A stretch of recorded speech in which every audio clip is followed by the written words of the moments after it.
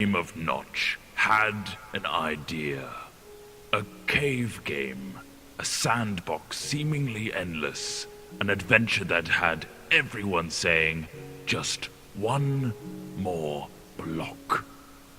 This man, that game, those blocks have brought all of you here to celebrate what has become Minecraft. It began as a simple idea. Sorry, but you should use the old logo because it's a bit more evolvey, I guess. Right, fine. The game had a randomly generated world filled with grass, dirt, and an awful lot of stone. You could destroy blocks and place blocks. The spark was there, but it needed more. Yeah, like squids. Stop it. Shortly after, more things appeared, like trees, water, clouds. Lava. Yes, lava. The world looked a little more natural. This was the creative mode in single player, but something was missing. TNT. No other people. Tests began with a multiplayer version. People could now play together. New items and blocks were also added. The game was beginning to take shape. Wow, really skimming over the details there. Do you want me to go over all the patch notes? No. The wiki page won't load anyway. Moving on, the game now had multiplayer and creative single player. But there was another element that Notch wanted. Survival. Work began on making the game more challenging. Zombies and skeletons were put in, but they could not attack.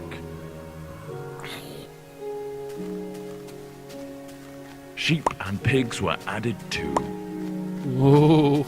Notch also fluffed the coding of the pig and it turned into a creeper. At this stage, this version of the game was labeled Classic. Classic. Brilliant. Then from Classic came the in-dev version. What on earth does that mean? No idea, not important. Dynamic lighting was put in, a new sound engine, and more importantly, crafting was introduced.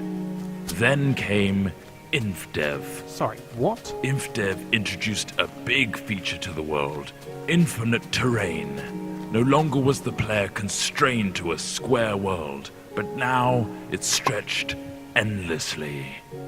Ore was randomly placed in the world to discover, and other tweaks and introductions were made, like 3D clouds, minecarts and tracks, and also dungeons. Then, the first major version of the game was released. Not like released, but just available? Yeah, pretty much. Fridays became Secret Fridays, where random things were added. The first being redstone, which allowed complex circuitry to be created. What, like that thing? No, that's ridiculous. Snow worlds were added, so were boats and cows, along with a whole host of new items. Oh, and slimes. Those bloody hopping things. Then, in Alpha, the survival mode was brought to multiplayer for the first time.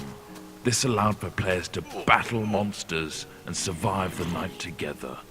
Or just go around gathering creepers and then have them explode on your mate's house? The next big patch came on Halloween of 2010 and introduced the Nether. This threatening place was full of zombie pigmen and the eerie cries of the ghast. Not to mention a considerable amount of lava. The game hit beta. Ta-da! Lots of new things were added in beta, like dispensers, note blocks, cake, redstone repeaters, and beds. The lighting also got a smooth upgrade. Wolves were now on the prowl, and you could tame one as a pet with a stash of bones. Weather was introduced, including snow, lightning storms, and rain. Oh, look how cute that wolf is shaking off the rain. Aw. We finally found ourselves in 1.6 with the introduction of maps. A new way to navigate the endless blocks of Minecraft here. things got pushy in 1.7 with pistons, leading to some clever contraptions.